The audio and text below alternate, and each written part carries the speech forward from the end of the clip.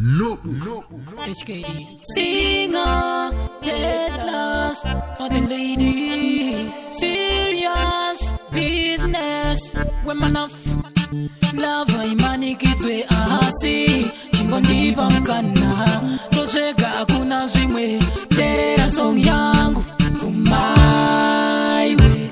Uma kundi bamkana.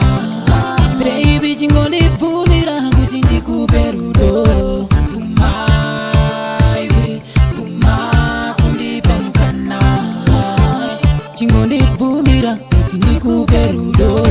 Bye bye, you used to remember first time pandaga sanga na kudema baby hana yangu ya karola dauna runa kundaka putanda finda aish daga kumbira phone number wakande nyima wakati tanganuza sita dagati baby ninonzi singa tetlands taura neni mushe ndiri serious aish wakandi tari sama siso neni ndakavanda kutari sama siso haile azere ne kunyara asipa nechinu wani chete chasara umai we uma kundi benkana baby chingoni pulira kuti ndikuberudo umai we uma kundi benkana chingoni pulira kuti ndikuberudo ndoda kuti tive more than friends pakati pedu pasave distance zvingange zvakaoma kuside kwako asi baby try to understand oga wangu ndoga wako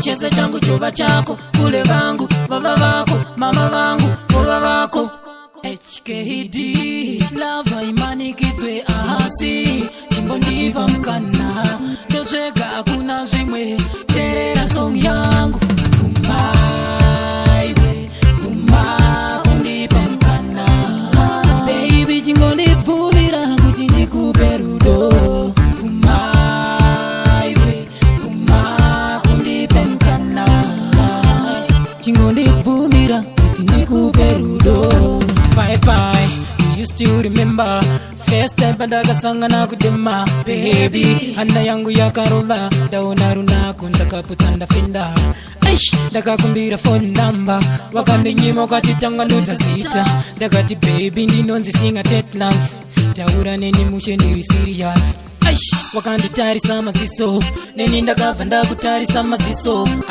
haile azere ndekunyara asipa nechinu wani chete chasara umai